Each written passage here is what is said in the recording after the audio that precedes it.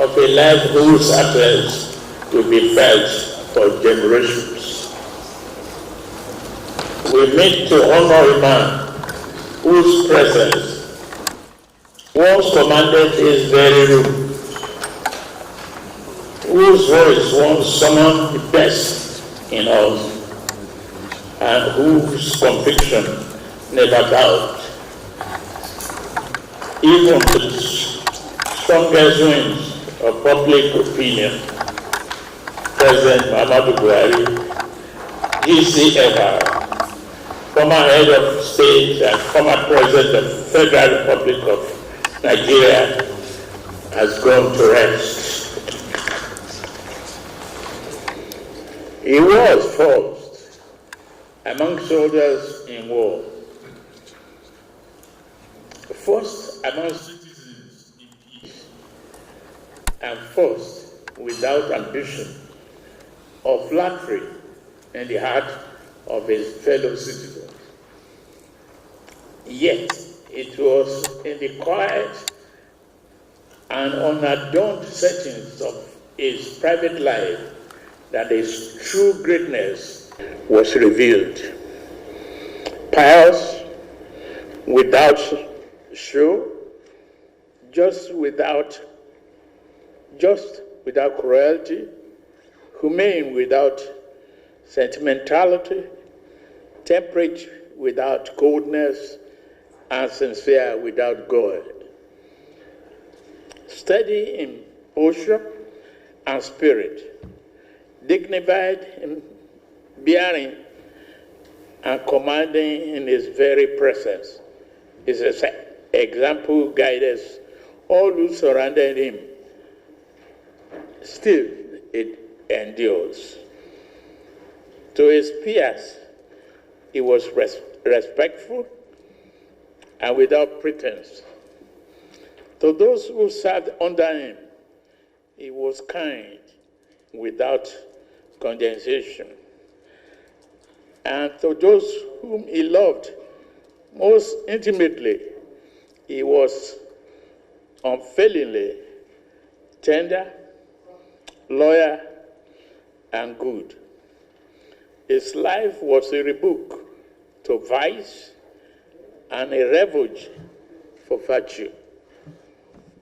The purity of his private character gave radiance to the discipline and integrity of his public service. Even in death, he maintained the serenity that defined him in life. Not a sigh, not a groan, just a quiet submission to the will of God. Such was the man Nigeria has lost. Such was the man for whom our nation now mourns. President Buhari's life was one of austere honor. He stood always ramrod straight, unmoved by the temptation of power, unseduced by applause, and unafraid of the loneliness that often visits those who do what is right, rather than what is popular. It was a quiet courage, a righteousness that never announced itself. His patriotism was lived more in action than in words. His life traced the arc of Nigeria's journey.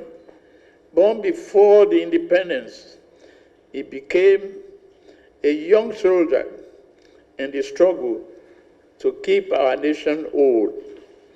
In war and in peace, he served with the vigilance and determination, as if the task of watching over Nigeria has been assigned to him alone. From the battlefield to the corridors of power, he remained faithful to the task. He governed the northeastern state and stood as head of state. Years later, he returned to chair the Petroleum Trust Fund, which he administered with Spartan rigor and complete fidelity to the public good. Yet, with all that he had achieved, his most enduring legacy will be carved in democracy, in a time when men had lost hope that change was possible. Muhammadu Buhari put his faith in the people of this country.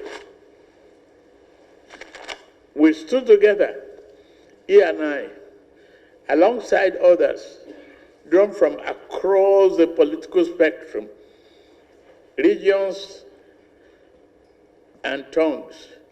We formed an alliance that enabled Nigeria to experience the first true democratic transfer of power from one ruling party to another.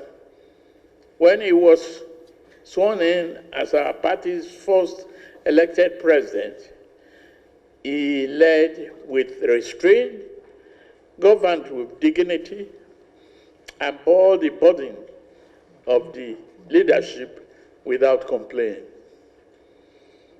Those who knew him most intimately understood that the authority of that exalted office never changed him. In the face of pressure, he remained calm. In the face of crisis, he remained resolute. In the face of triumph, he remained modest. Most remarkably, he retained his jovial spirit.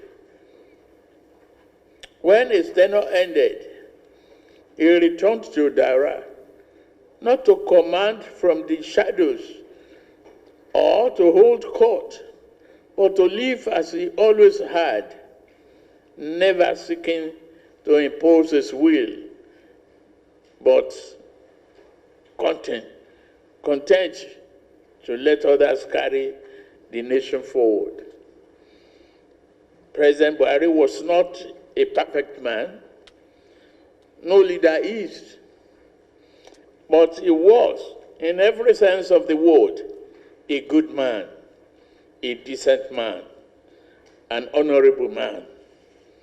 His record will be debated, as all legacies are, but the character he brought to public life, the moral force he carried, the incorruptible standard he presented will not be forgotten. His was a life lived in full service to Nigeria and in fidelity to God. Now he rests, and we who remain must carry the memory of life as a standard to guide us. Let us honor him, not only with words, but with humility in power, discipline in service, compassion in governance, and fearlessness in the pursuit of justice. Our Tuesday, July 15th, 2025. On Tuesday, July 15, 2025, a grateful nation bid farewell to one of our own most illustrious sons. It was a proud honor for me, alongside Vice President Kashim Shettima, to lead the funeral procession to Dara and witness his burial in the dignified manner befitting a great and a noble leader. I thank the Interministerial Committee, led by the Secretary to the Government of the Federation, George Akume, and Governor Diko Rada for organizing a befitting state funeral within 48 hours. In this period of national mourning, I once again extend my heartfelt condolences to Ajia Aisha Buhari, our children, the entire Buhari family, the government and people of Katsina State, and all who knew and loved him. Our gratitude will remain with President Buhari's family members, who provided him with the comfort and strength to serve our nation in the various capacities throughout his over 50 years of public service. We honor his service, reflect on his legacy, and pray for the peaceful repose of his soul. May Gazikia, the people's general, the former president, your duty is done. May Almighty Allah forgive his shortcomings and grant him Al-Jannah Firdaus. May his life continue to inspire generations of Nigerians to serve with courage, conviction, and selflessness. President Buhari, thank you. Nigeria will remember you. Thank you very much.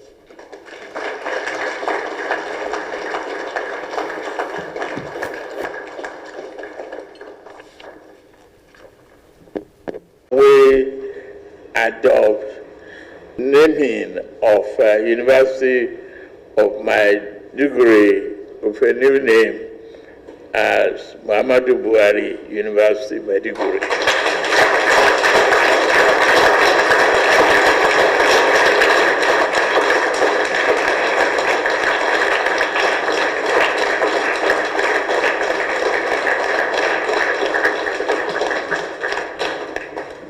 Thank you very much.